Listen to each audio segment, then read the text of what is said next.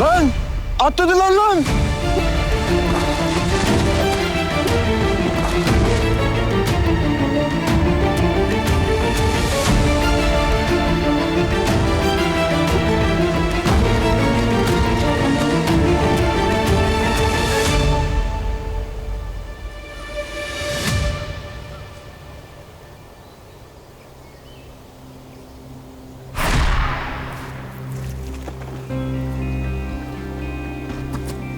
Mercan, iyi misin? İyiyim. Sen iyi misin? İyi. Çok korktum. Korkma, ben yanındayım.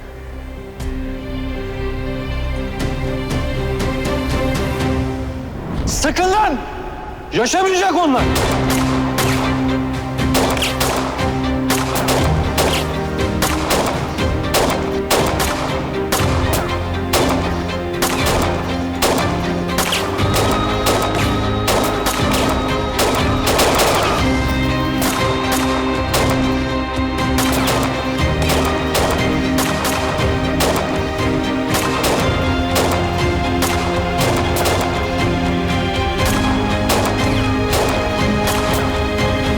Beni burada bekle.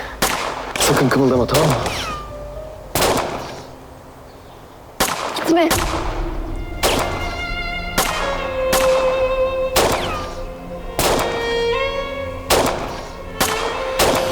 sana bir şey olursa?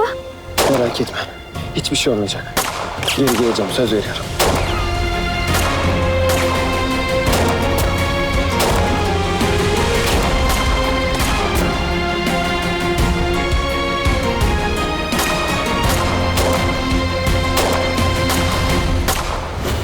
Lan! Ateş!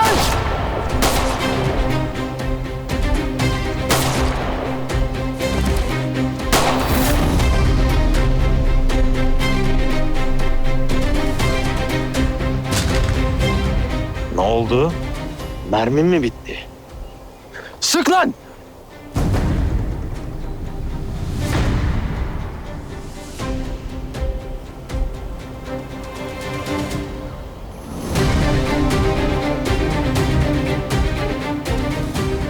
O silah çıktıysa patlamadan girmez geri.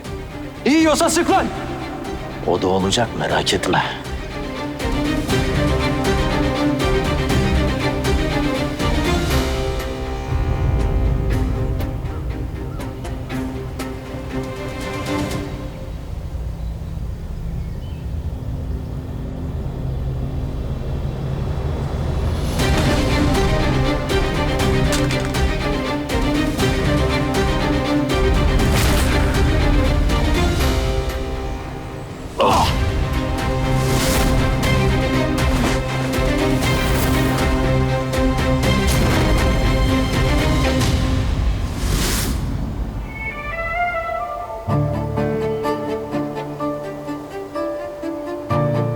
İyi misin? Bomba gibiyim kardeş.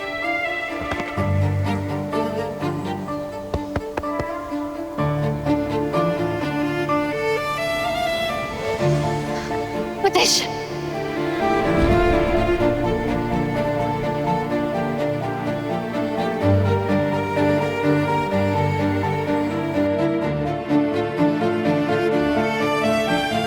Şükürler olsun iyisin. Şükürler olsun.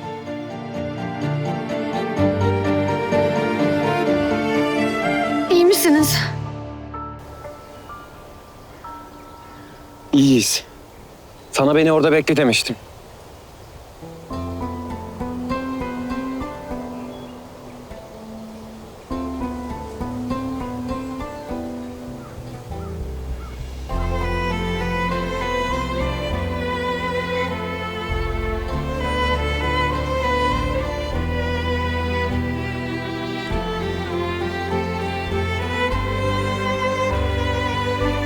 Merak etme, ben buradayım.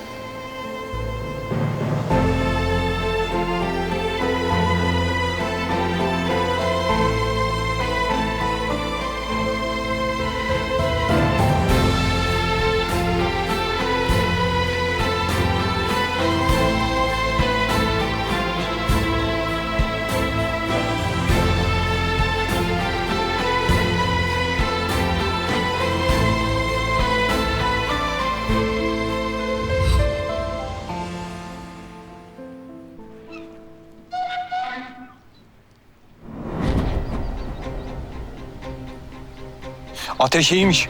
Sesini de duydun. Çeksene adamlarını başımızdan. Ateşle Cemal sağ salim dönmeden olmaz. Aklınızı mı kaçırdınız siz? Bağ başı mı burası? Bu kadar silahlı adamın evimizde ne işi var? Bu iş iyice çığırından çıktı.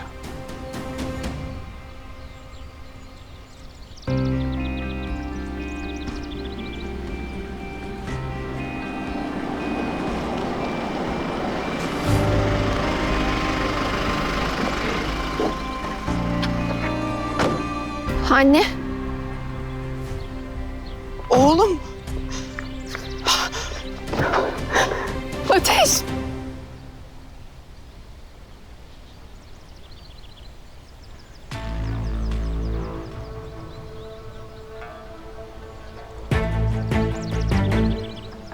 ne oldu sana? Endişelenmeyin. İyiyim, bir şey yok.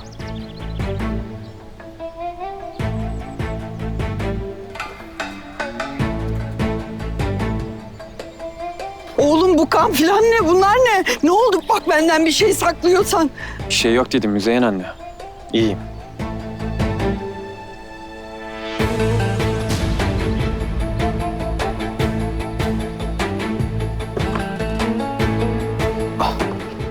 Cemal.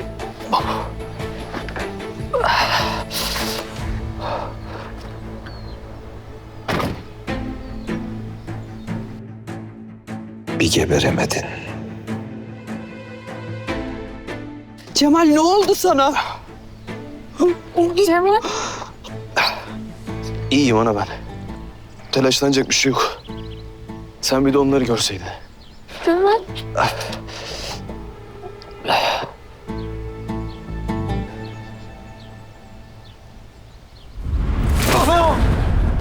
Baba. İyiyim.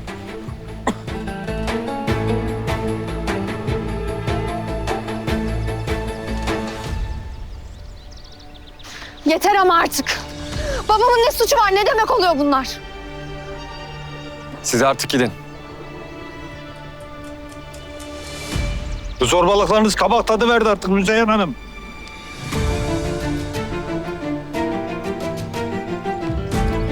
Cemal de Ateş de benim evlatlarım. Saçlarının teline zarar gelsin, hesabını sormak boynumun borcu. İnan bana Haydar, bir gece uykunda soluğunu keserim, neye uğradığını şaşırırsın. Sırası değil Müzeyyen anne şimdi. Olanlarla babamın ne alakası var? Bir daha bana sakın sesini yükseltme. Haddini bil. Sen kime dikleniyorsun? Her pisliğin altından baban çıkıyor. Kim yapar bunu başka? Yangına körükle gitmeye bayılıyorsun değil mi sen de?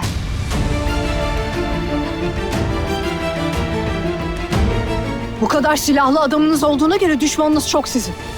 Gidin de suçluyu dışarıda arayın. Yeter! Kimse tek kelime daha etmesin.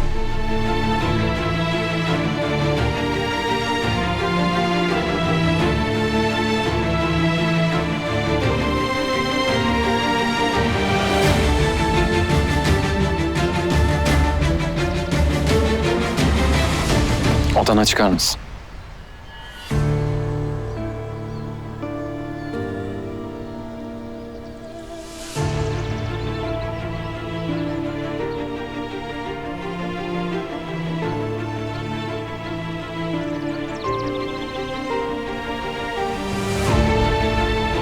Bırak. Siz de çalışma odasına gidin. Üstümü değiştirip geleceğim. Konuşacağız.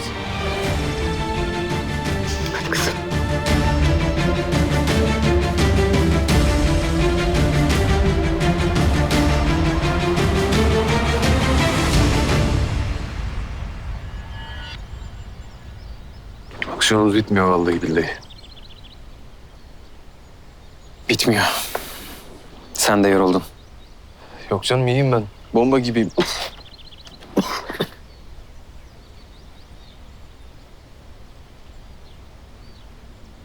Mercan olmasaydı seni bulamazdım. Başına bir şey gelmiş olma ihtimali aklımın ucundan dahi geçmedi. Mercan sağ olsun ortalığı ayağa kaldırdı.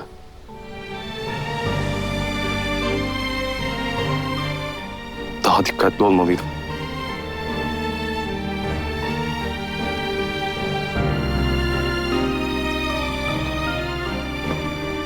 Sakın kendini suçlama. Asıl ben daha temkinli olmalıydım. Nizir'in böyle bir şeyler çevireceğini tahmin etmeliydim. Sence Nezir mi yaptı dersin bunu? Kendini göstermedi ama eminim. Oradaydı. Aklınca bana ders vermeye çalıştı. Gerçi zaten bunu yapabilecek birkaç kişi var. Biri Nezir, diğeri de burnumuzun dibinde. Allah'tan beceriksizler. Bir yer hatırlat da Mercan teessüf edeyim. Benden önce buldu seni o. Sadece bulmakla kalmadı biliyor musun? Söyleyeceklerime inanamayacaksın. Fena adam dövüyor. Bizim Mercan. Yok artık inanmam. İnan inan. Adamlara acırsın o derece. Yoksa bu kız seni merak etmiş olmasın?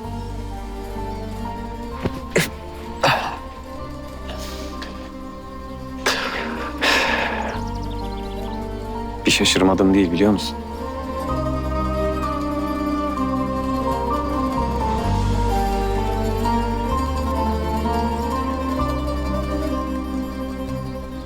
Hadi eyvallah.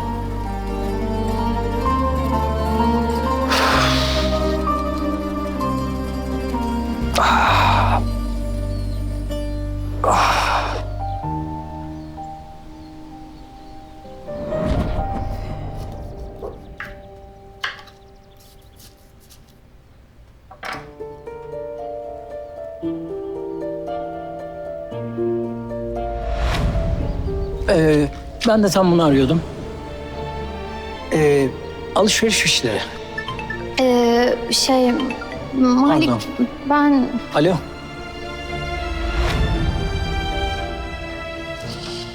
bir türlü konuşamadık da.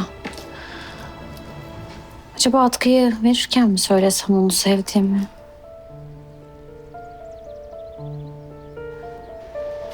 Eyvallah. Kolay gelsin abisi. Ortalık karıştı yine de. Ya iyiler ya çok şükür. Gerisini halleder onlar. İnşallah. İnşallah bu son olur. Şu konağın yüzü gülsün bir artık. Salata mı yapıyorsun? Allah'ıma bin şükür bir zarar görmeden kurtuldular ya. Çiçek, kızım akşam yemeği hazırlıklarına hemen başlayalım. Akşama da şöyle güzel bir sofra kuralım ha. Anneciğim sen yorulma diye şimdiden hazırlamaya başladım bile sebzeleri. Oy benim hamarat düşünceli kızım. Aslında bu akşam size ben yemek yapmak isterim. Aha. Bizim memleketin yemeklerinden. Tabii eğer müsaaden olursa Binnaz teyze. Oy. Sen anlıyor musun yemek yapmaktan? Becerebilecek misin? Tabii. Ben çok güzel yemek yaparım. Ben yapsam zehirlerim kesin de. İyi. İyi madem oğlum, madem istiyorsun yap bakalım. Allah bize de değişiklik olur değil mi çocuklar? Süper. Süper o zaman. Ne yapacaksın? Şey mi böyle mısır yemekleri falan? Evet, falafel, humus. Ne marifetlerim Ne var. yapsın?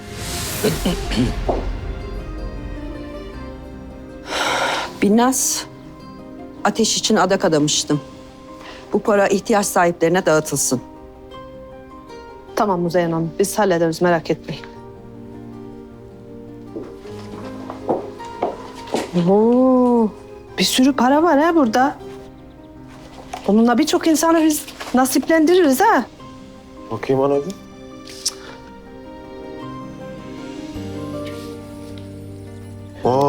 Epey para var anacığım ha. Erzak mı alıp dağıtsak ya? Az koyu ekmek bıraktıralım. Ha? Doğru. Bir sürü fukarayı da doyururuz. Bundan daha iyi ihtiyaç mı olur da?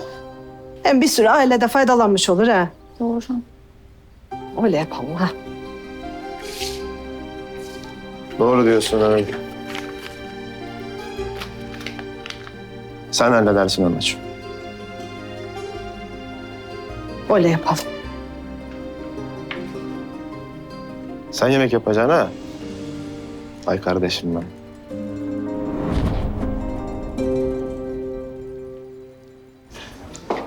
Böyle elim kolum bağlı oturmaktan nefret ediyorum. Haber de gelmedi. Bir daha mı arasak?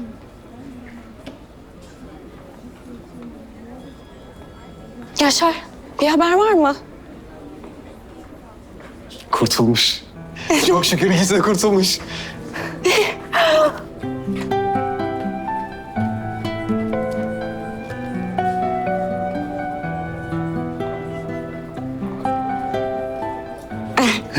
Oh, yani nihayet. Benim bu haberi herkese yaymam lazım şimdi. Bütün şirketin duyması lazım. Kurtulmuşlar, kurtulmuşlar. Ateşle Mercan kurtulmuş. Ateşle Mercan kurtulmuş. Ateşle Mercan kurtuldu. Kurtulmuşlar. Kurtulmuşlar. Kurtulmuşlar.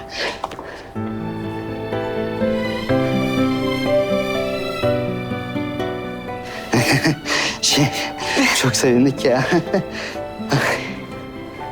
Ne güzel olmuşlar çok şükür.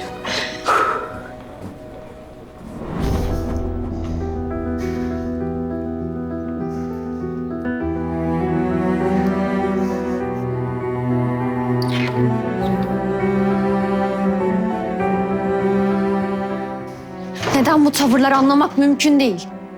Müzeyyen Hanım'ın bu kini. Neden anlamıyorum. Sen yaptıklarını onaylamıyorsun değil mi? Yani gerçi bunu beklemek birazcık saflık olurdu ama.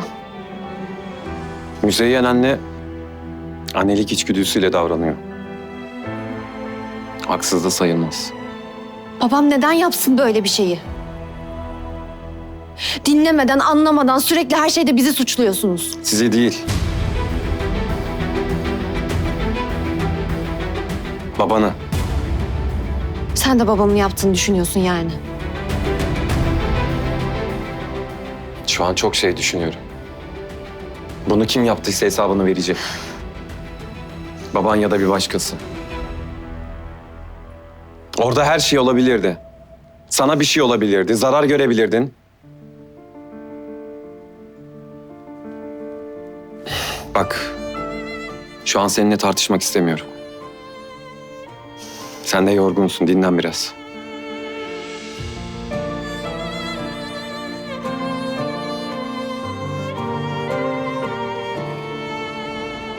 Yaran değil mi? Dur yardım edeyim sana.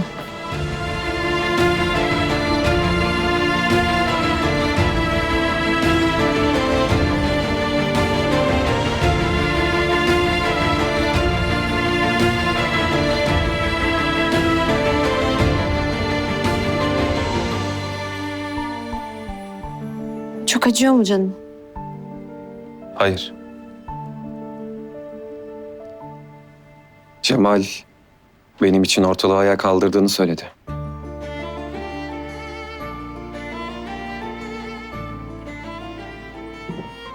Seni azıcık tanıyan birisi verdiğin sözleri tuttuğunu bilir. Neden vurulduğunu aşağıda söylemedin? Gerek yok. Önemsiz bir şey. Hadi temizleyelim yarayı.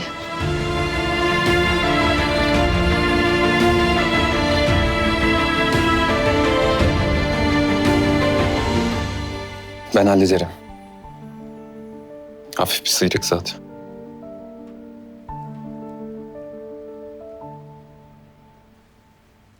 Sen niye dinlenmiyorsun? Yorgunsun. Üstelik yaralısın. İyiyim dedim. Hem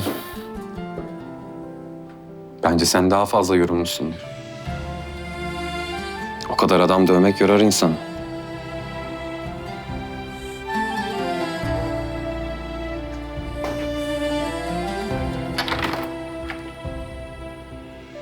Orada her şey olabilirdi.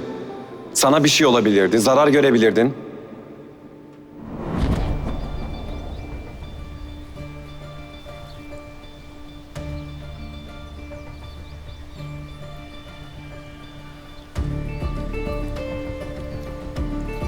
Ne halt etmeye geldin buraya?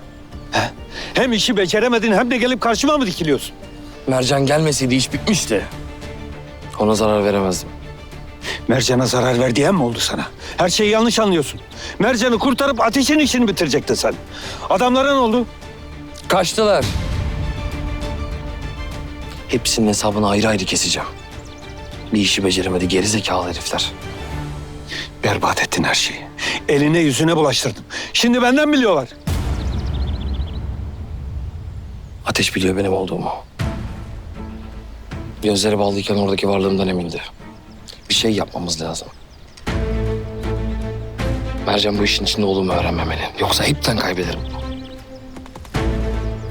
Ateş bir gün gidecek. Sen yine bana muhtaç olacaksın.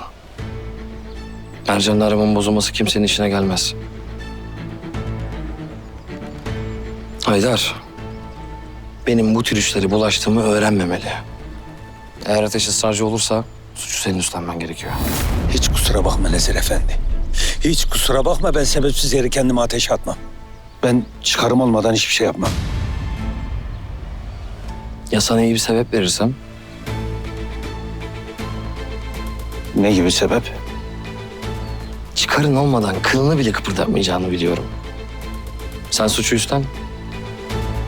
Ben de sana karşılığını vereyim.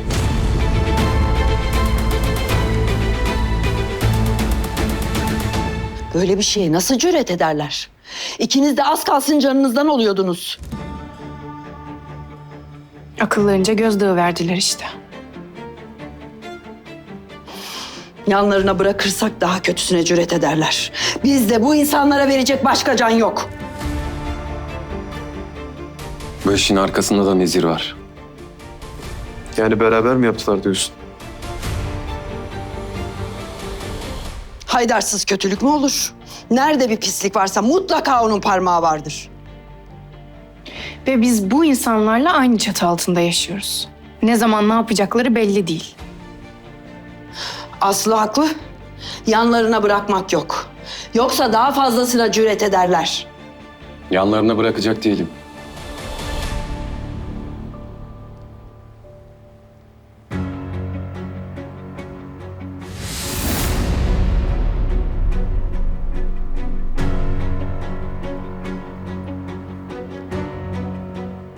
Siz burada kalın.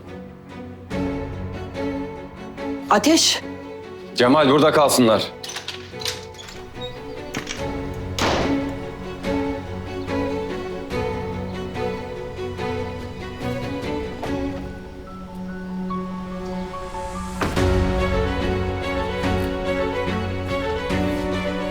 Geçmiş olsun. Bayağı da atmışlar ya. Ne yaptığını biliyorum. Sen de bildiğimi biliyorsun. Neden bahsettiğini anlamıyorum. Elleri gözleri kapalı birini dövmek ancak sana yakışırdı. Hatırlarsan orada da söylemiştim. Vallahi hala anlamıyorum. Ama dediğin şey belki de keyiflidir. Özellikle karşında nefret ettiğin biri varsa. Doğru. Korkaklara keyifli gelir. Keşke o kadar cesaretin olsa.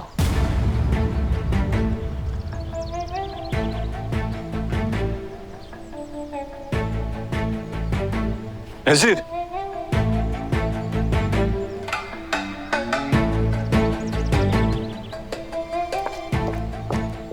Ne oluyor burada? Bunu ödeyeceksiniz.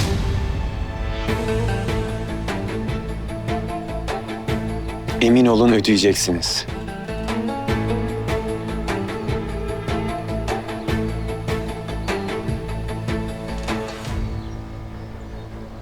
Yürü. Ne oluyor? Ne yapıyorsun?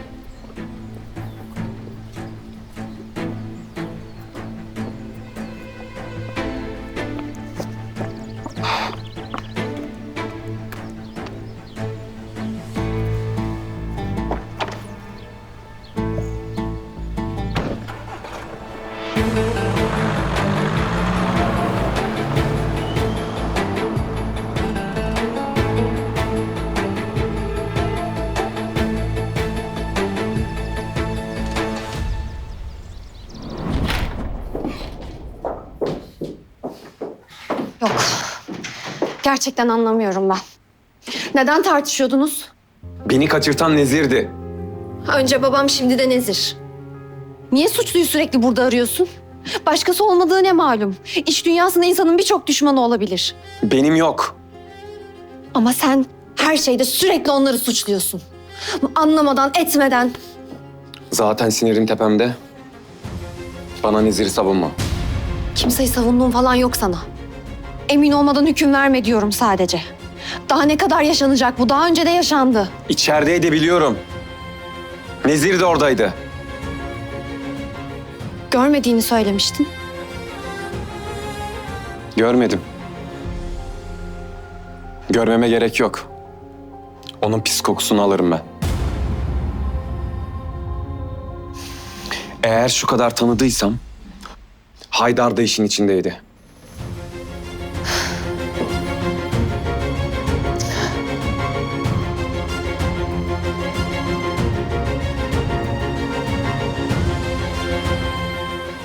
Ne desem boş değil mi? Hiç bitmeyecek bu. Gerçekten çok yoruldum artık. Bak. Seninle tartışmak istemiyorum.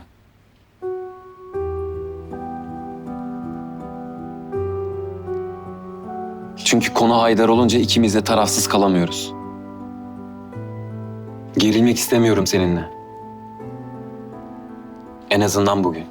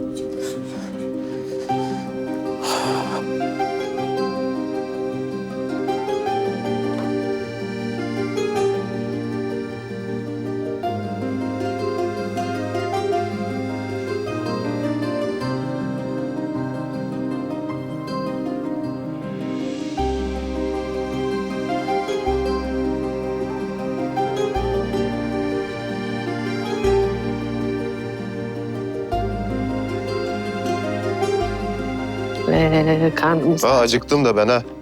Yeriz oğlum bir şeyler şimdi. İlla vardır yemek. Oo. Hoş geldiniz. Vay vay vay. Malik. Oğlum neler yapmışsın? Niye hiç söylemedin yemek yapabildiğini? Yani çok güzel gözüküyor.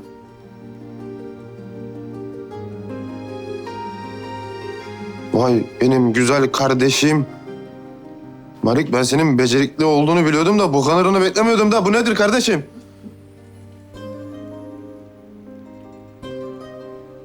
Yaptım işte bir şeyler. Bir şeyler. Hadi buyurun o zaman. Soğutmayın. Şimdi anlatayım ben. Şimdi bu mülühiye çorbası. Bizim en meşhur çorbalarımızdandır. Yeşil sebzelerden yapılır. Ben biraz da tavuk suyu ekledim. Şimdi bu da humus. Nohuttan yapılıyor. Ben biraz da maydanozla süsledim onu. Bu da falafel. Bizim milli yemeğimiz. Tabii bazı ülkelerde Lübnan gibi bunu nohuttan yapıyorlar ama bizde bakladan yapılır.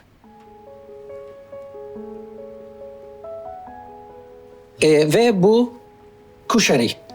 Şöyle. Evet, nohutlu, domates sosu ve bol kızarmış soğandan yapılır.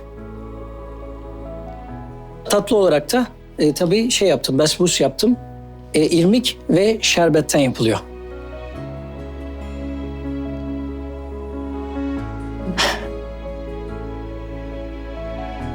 Malik kardeşim gözümüzü doyurdun.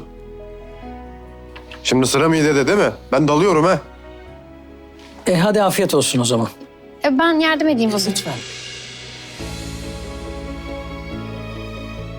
Bugün her şey benden. Lütfen.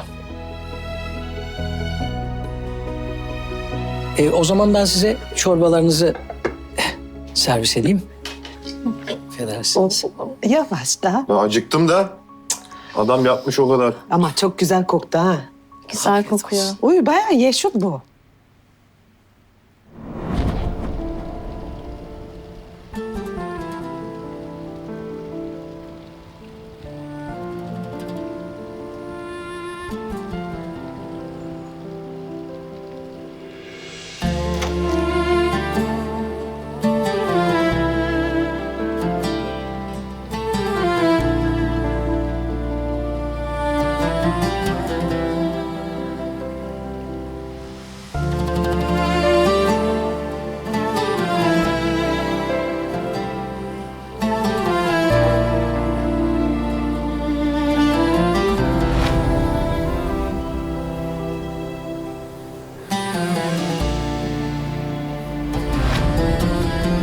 Seni merak etmiş olmasın?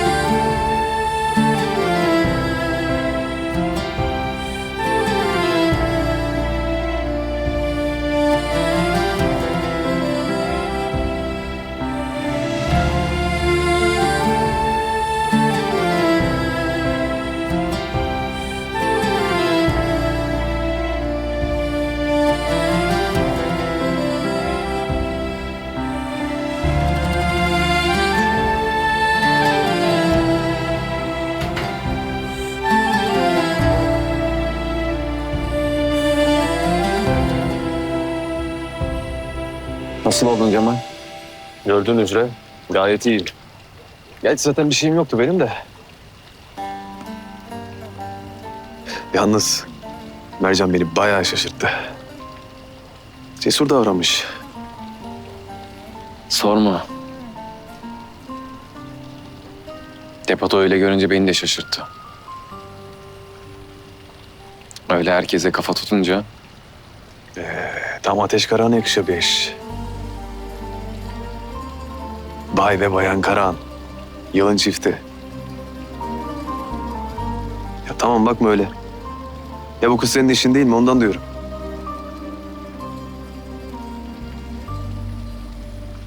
ona bir can borcum var.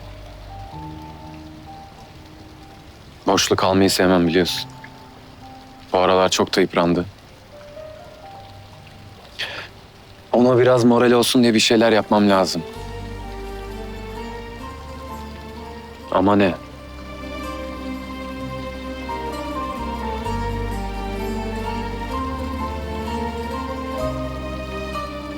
Gel sen. Bir yolunu buluruz elbet.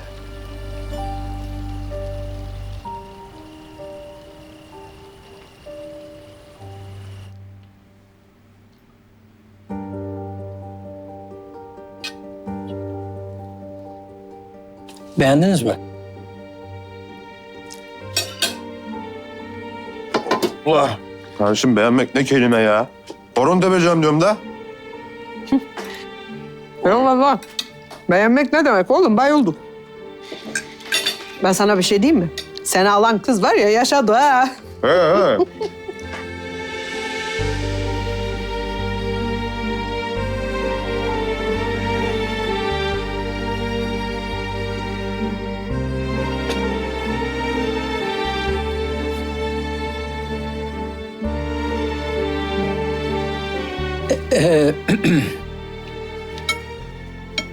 Hiç bilmediğim bir şehirde, bilmediğim bir ülkede sizin sayenizde hiç yabancılık çekmedim. Sanki ailemle berabermişim gibi kendimi hep güvende ve iyi hissettim.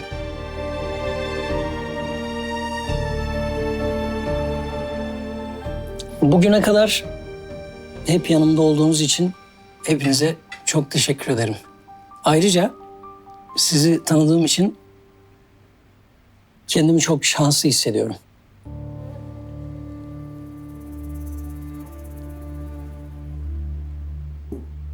Oğlum sen hayır dur. Ya veda eder gibi konuşarsın. Bir yere mi gideceksin? He. Ne oldu kardeşim? Bilmediğimiz bir şeyler mi vardı? Ha yok, yok Binnaz teyze. Bir şey yok. Ben sadece hissettiklerimi dile getirmek istedim.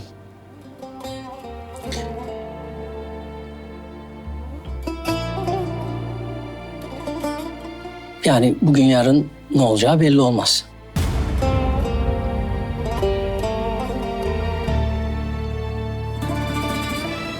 Öyle. Öyle tabii hayat.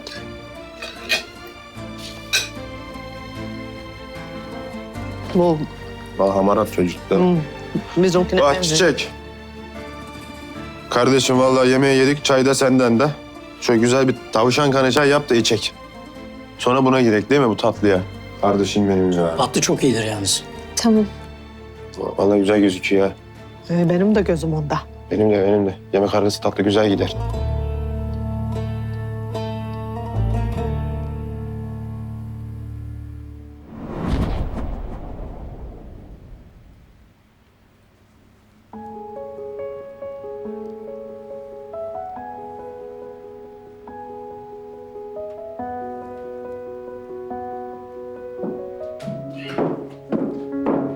Cemal, neden haber vermiyorsun? Kimseyi rahatsız etmek istemedim. Saçmalama, ne rahatsızlığı.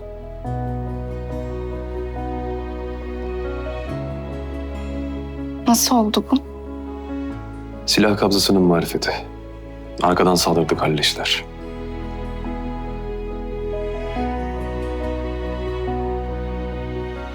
Zahmet etmeseydin ben hallediyordum zaten. Ne zahmet. Dön hadi.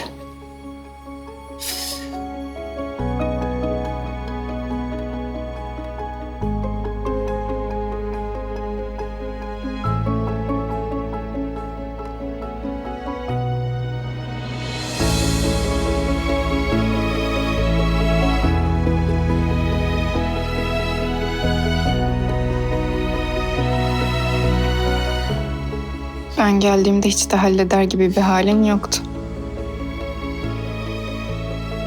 Pansumanın yenileneceği zaman bana haber ver, tamam mı? Kendi başına yapmak zorunda değilsin. Sonuçta başının arkasında gözlerin yok Cemal. İkinizin de sağ salim dönmesine çok sevindim. Eğer sen zamanında yetişemeseydin, Ateş belki de şu an yanımızda olmayacaktı. Düşüncesi bile çok korkunç. Aklımı kaçırırdım herhalde. Merak etme. Ateşe bir şey olmasına izin vermem.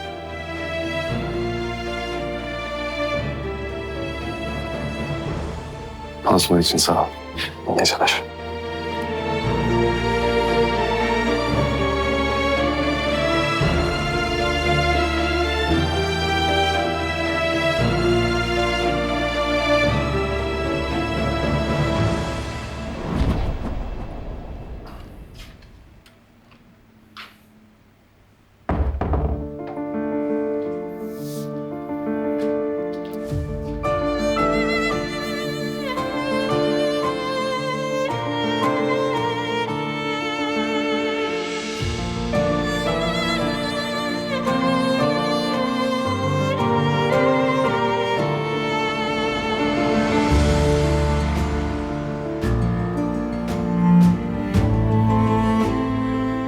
Yalnız Mercan beni bayağı şaşırttı.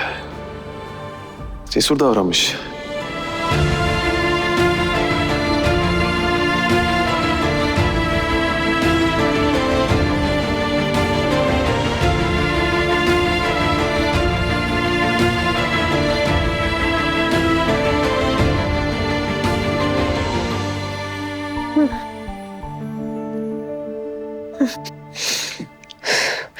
Hayır.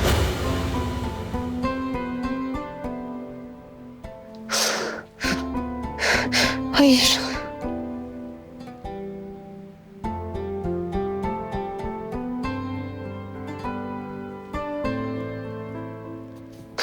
Tamam, geçti. Sadece bir kabus. Korkmana gerek yok.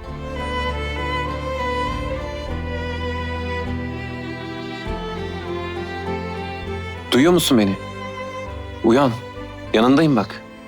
Hayır. Hayır. Hayır.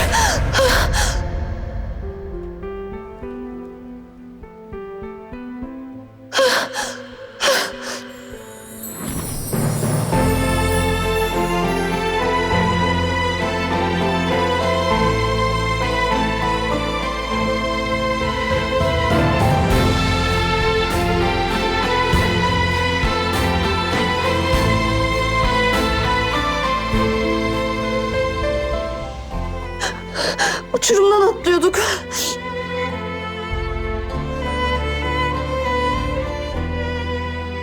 Sen düşüyordun. Elimi uzattım ama tutamadım. Çok kötüydü ya sana bir şey olsaydı.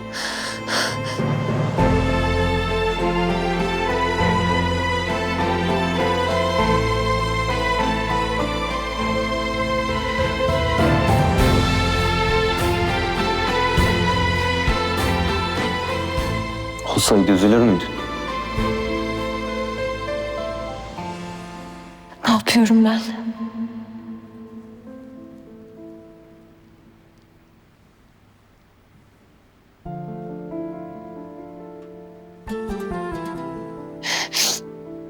Özür dilerim. Kabus işte. O kadar masum ki. Bakma bana öyle. Bakma ki kaybolmayayım gözlerinde. Özür dileyecek bir şey yok.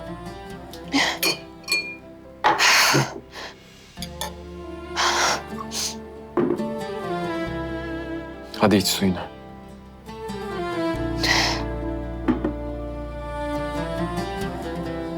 Geçti artık. Buradayım. Yaran nasıl oldu? Ağrın var mı? Yok. Hadi uyumaya çalış.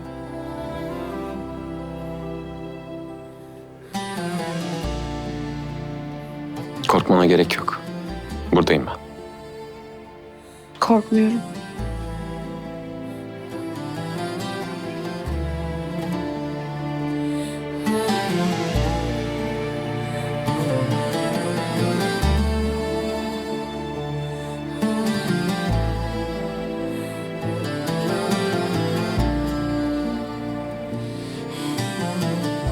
Korkmazsın tabii.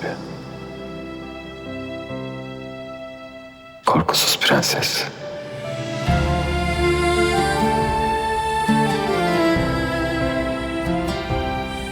Hırçın peri.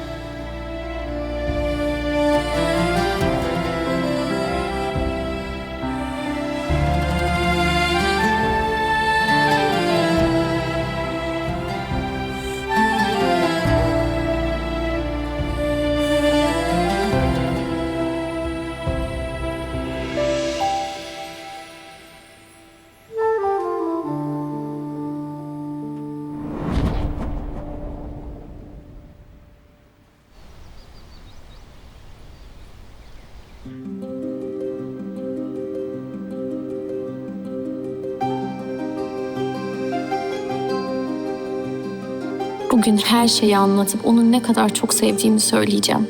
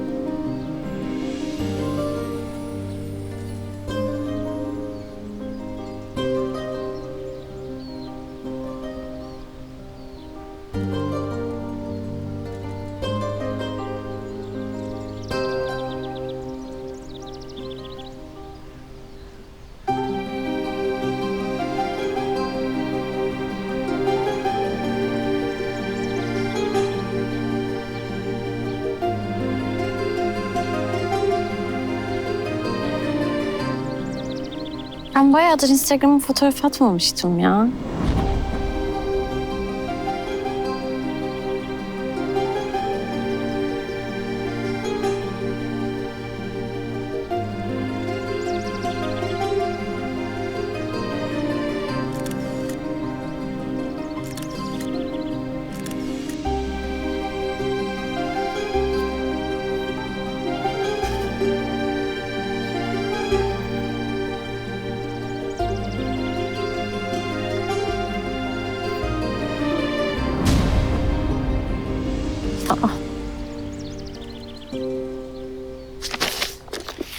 Malik yazmış.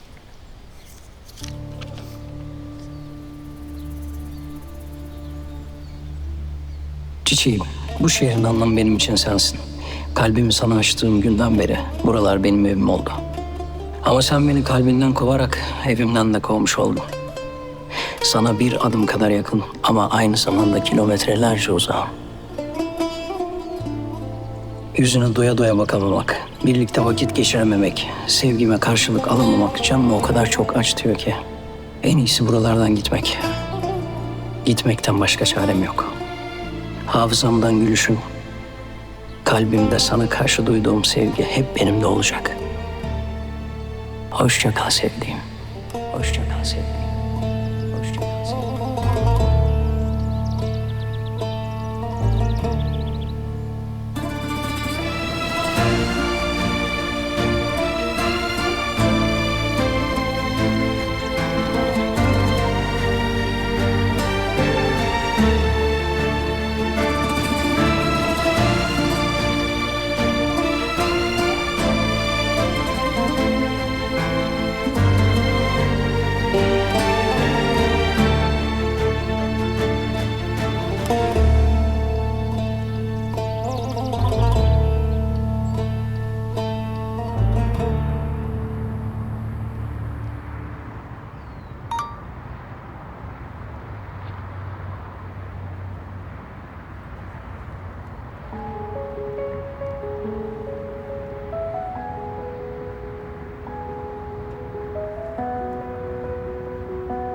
Kolyeyi takmış.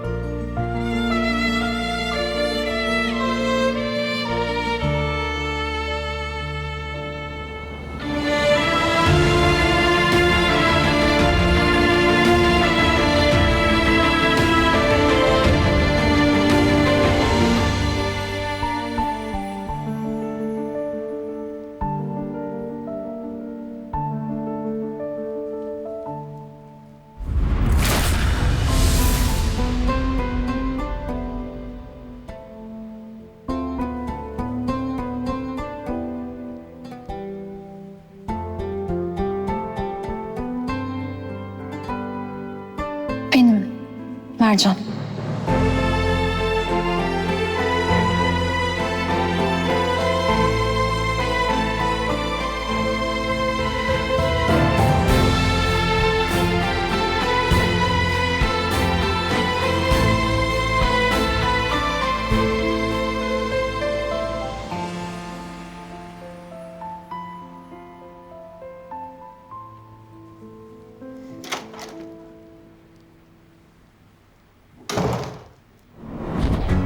Sana daha önce de söyledim. Çıkarım olmadan kabul etmem. Ateş senin yaptığına eminken ben neden suç üstleneyim ki? İstesem sana 5 kuruş vermem. Ama iyi niyetli davranıyorum.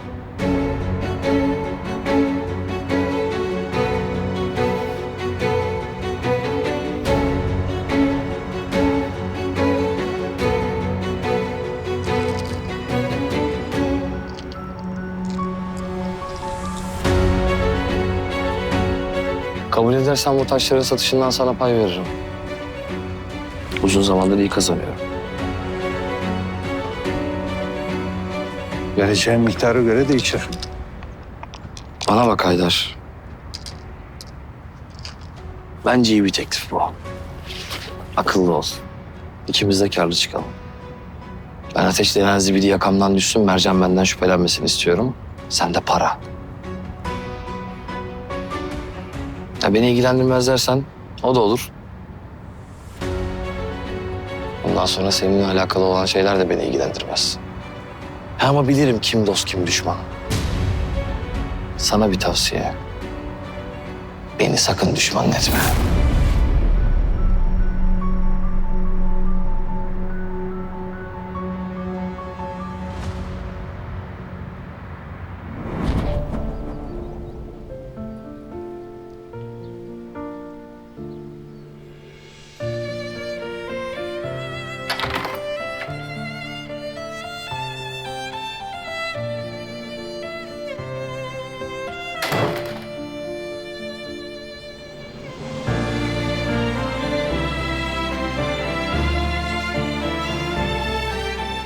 Dün seni uyandırdım, kusura bakma.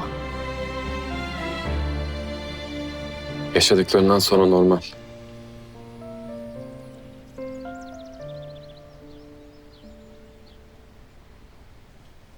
Benden de birden öyle seni görünce Sorun değil.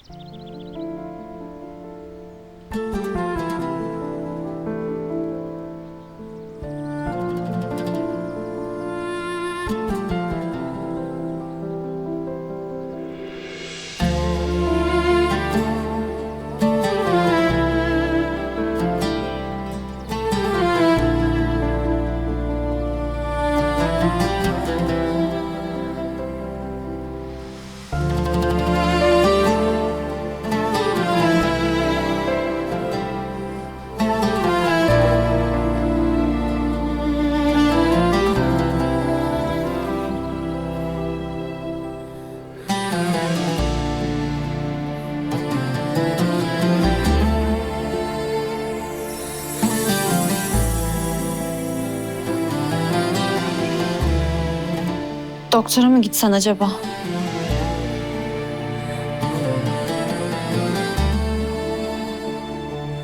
gerek yok. Ceketini giyerken bile zorlanıyorsun. İnat etme, git işte doktora.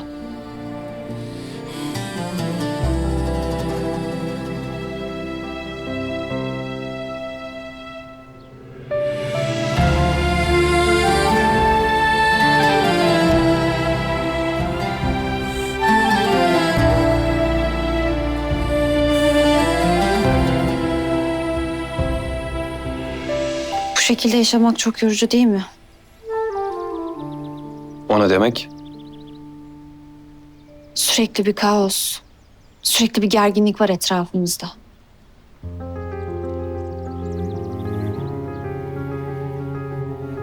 Ben diyorum ki sen biraz sakin olursan diğerleri de sakin olur. Özellikle konu Nezir ve babam olunca. Dün az kalsın Nezir'i öldürecek. Yeter.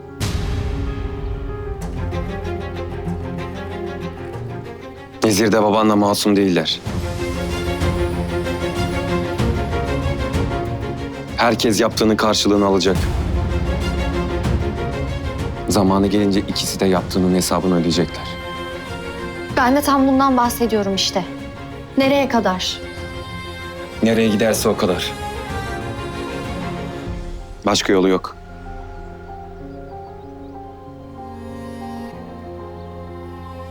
Sen de anlayacaksın.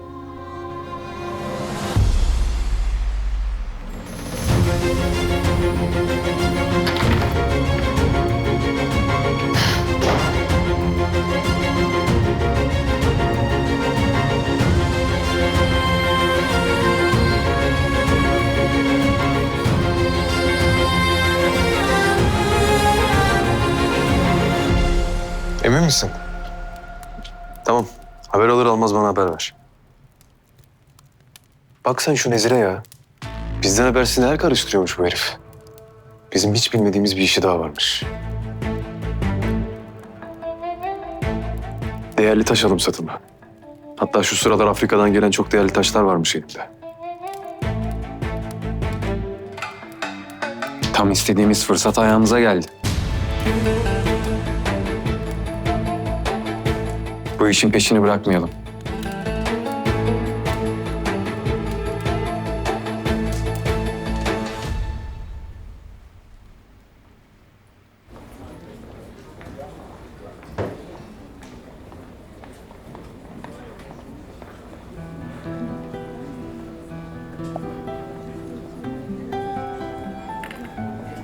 Demet Hanım, Mercan Hanım'la Ateş Bey bugün gelecek mi? Yani bilmiyorum ama ben bir ara Mercan'ı görmeye gideceğim. Siz Mercan Hanım'la çok uzun zamandır arkadaşsınız değil mi? Çok, yani hem de çok uzun süredir. İyi bir insan ya. Mercan Hanım'ı çok seviyorum. Şirket çalışanları da çok seviyor. Severler. Hem Mercan için herkes eşittir. Bugüne kadar kimseyi incittiğini, kırdığını görmedim. Ya bir şey soracağım da. Mercan Hanım'ın vefat eden bir kardeşi vardı. Bir kardeşi daha var mı? Bir de Ateş Bey'le ne kadar zamandır evli? Sen neden Mercan'la bu kadar ilgileniyorsun? Neredeyse kötüğünü soracaksın. Yok yani ilgilenmiyorum öyle de yani iyi bir karı kocalar ya sürekli başlarına bir olay geliyor o yüzden sordum. Yani Mercan iyidir. Ama o Ateş'i bilemiyorum. Çay içer misiniz? Olur. Tamam.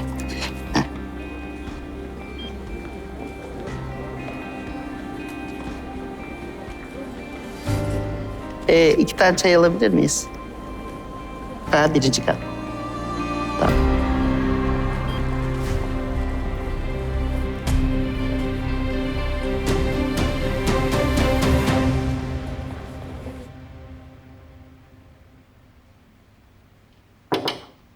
Gel.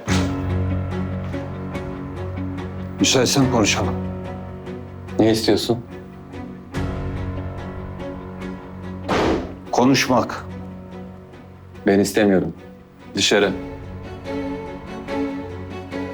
Bu tavrın hiç hoşuma gitmiyor. Senin de ailenin de çıkardığı gerginlik artık canıma yetti. Konakta çalışanlar var. Sağda solda konuşurlarsa rezil oluruz.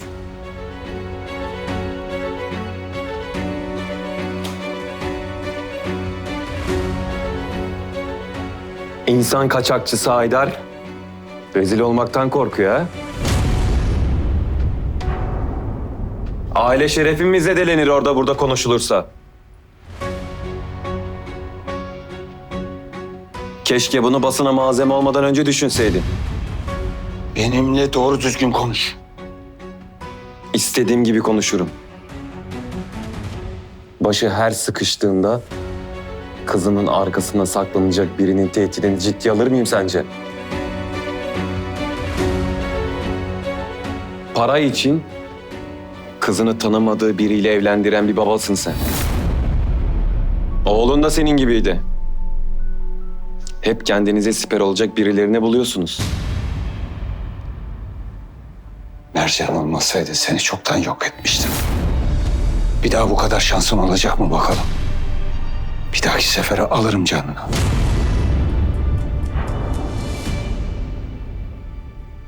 Yaptığını kabul ediyorsun yani. Nezir'le senin yaptığını biliyordum. Akıllı ol. İkimiz de karlı çıkalım. Nezir aptal işe yaramazın teki. Korkak! Her şeyi ben yaptım, ben planladım. Eğer Mercan yetişmeseydi o Müzeyyen denen kadın şimdi senin duanı okutmuştu.